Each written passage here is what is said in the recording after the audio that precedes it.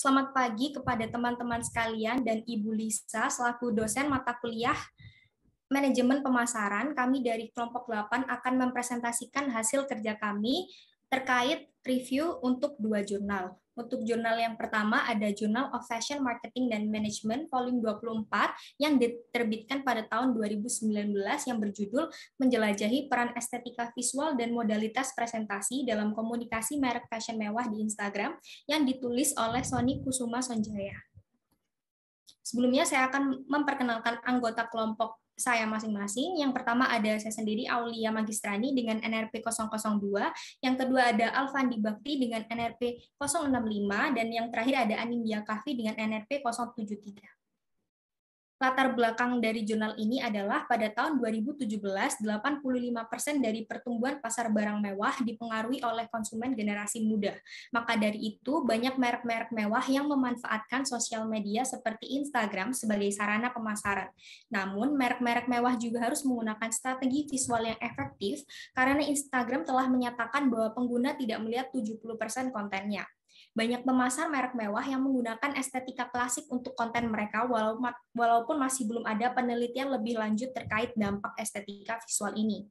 Masih diperlukan validasi empiris terkait pengaruh estetika visual yang berbeda dan pilihan konten dalam bentuk visual atau audiovisual untuk iklan Instagram merek mewah. Studi ini fokus untuk membahas kesenjangan penelitian terkait hal tersebut. Untuk literatur yang digunakan ada 4. Yang pertama, merek mewah dan komunikasi media sosial, yaitu sebuah merek mewah mewakili produk atau layanan berkualitas tinggi, mahal, dan tidak penting yang tampak langka, eksklusif, bergengsi, dan otentik, dan yang menawarkan nilai simbolik dan emosional tingkat tinggi. Dikutip dari Giovannini dan kawan-kawan pada tahun 2015. Yang kedua ada estetika visual, adalah daya tarik gambar yang menyampaikan gambar yang jelas dan unik atau penampilan yang menyenangkan dari suatu gambar atau objek. Dikutip dari Lavie dan Traktinsky pada tahun 2014.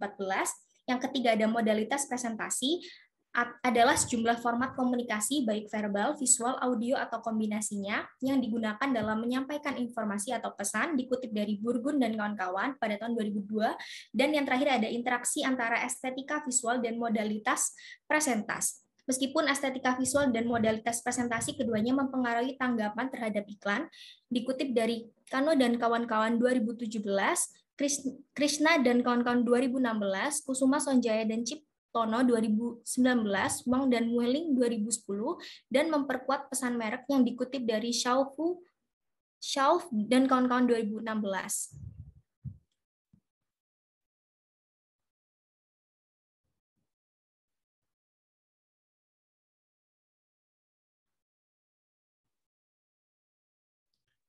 Selanjutnya, bagian metode penelitian. Metode penelitian yang digunakan di dalam jurnal ini adalah analisis konten secara konseptual dan kuantitatif. Untuk jumlah partisipannya ada 15 merek mewah dengan pengikut terbanyak di Instagram menurut statistika. Lalu, tempat penelitiannya adalah sosial media. Next.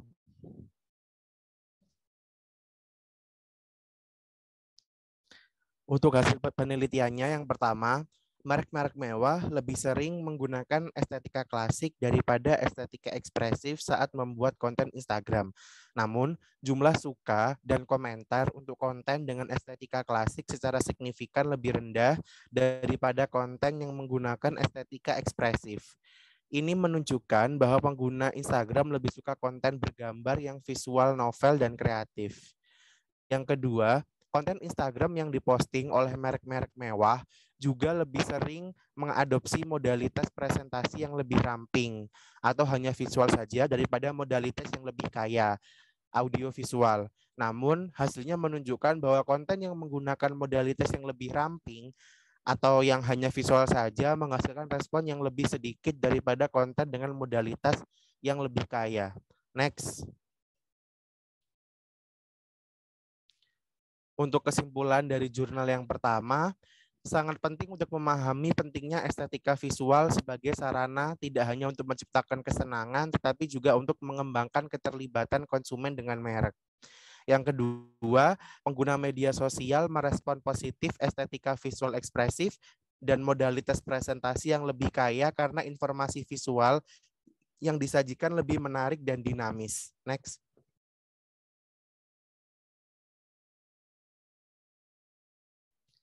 Selanjutnya, kami juga berdiskusi mengenai jurnal yang kedua, jurnal dari International Review on Public and Non-Profit Marketing yang diterbitkan tahun 2019. Yang menulis adalah Karacan dan Tingzang dengan judul Sebuah Studi Eksplorasi tentang Persepsi Dukungan Selebriti dalam Iklan Layanan Masyarakat. Next.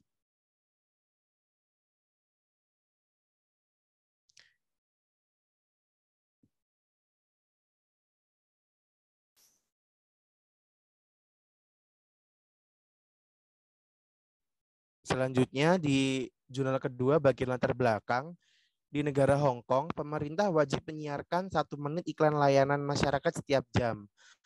Announcement in the Public Interest atau APIS adalah iklan layanan yang menyampaikan informasi yang perlu diketahui oleh masyarakat.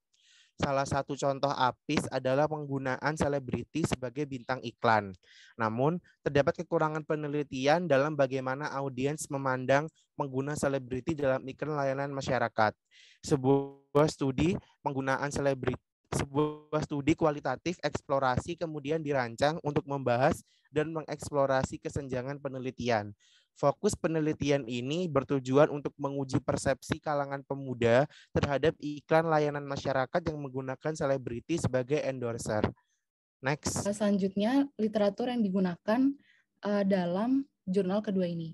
Yang pertama, karakteristik endorser. Endorser pria memunculkan sikap yang lebih positif dan tingkat niat perilaku yang lebih tinggi daripada endorser wanita. Aktor ditemukan untuk memperoleh sikap yang lebih positif daripada model, musisi, dan pembawa acara televisi. Ini dikutip dari Knoll dan Mattes tahun 2017. Lalu kesesuaian merek selebriti dan motivasi dukungan.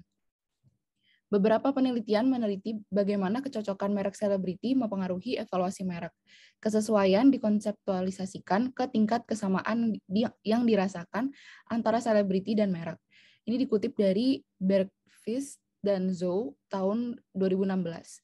Selanjutnya, dukungan selebriti dalam konteks non-profit. Kredibilitas selebriti yang kuat akan meningkatkan persepsi masyarakat terkait suatu produk, sehingga akan meningkatkan daya iklan dan dukungan terhadap produk tersebut. Ini dikutip dari Delos Salmones et al. Tahun 2013. Boleh di next.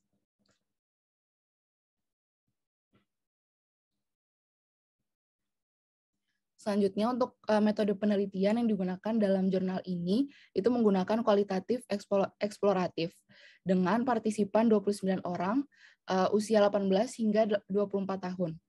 Ini tempat dari penelitian ini di Hong Kong. Boleh di next. Selanjutnya, untuk hasil penelitian, yang pertama, terdapat beberapa hal yang menjadi alasan mengapa sebuah iklan mudah diingat, seperti relevansi naskah dengan kehidupan sehari-hari dan frekuensi paparan media yang tinggi. Namun, kesukaan terhadap endorser atau selebriti itu jarang disebutkan. Lalu yang kedua, dalam memilih seorang endorser, yang perlu diperhatikan adalah mereka yang memiliki citra positif dan juga dekat dengan publik atau target audiens, sehingga usia dari endorser itu juga perlu disamakan dengan usia target audiens. Yang ketiga, penggunaan selebriti sebagai endorser akan memberikan dampak positif terhadap sebuah produk seperti lebih menarik perhatian. Ditambah, karena para selebriti memiliki penggemar yang banyak, sehingga akan lebih mudah terjadi adanya pesan advokasi. Lalu yang keempat, banyak masyarakat beranggapan bahwa pemuda lebih mudah untuk terpengaruh oleh sebuah iklan jika menggunakan selebriti sebagai endorsernya. Boleh di next. Lalu untuk kesimpulan dari jurnal kedua ini, selebriti sebagai endorser dianggap efektif dalam meningkatkan kesadaran terhadap suatu isu dan mendorong perubahan perilaku.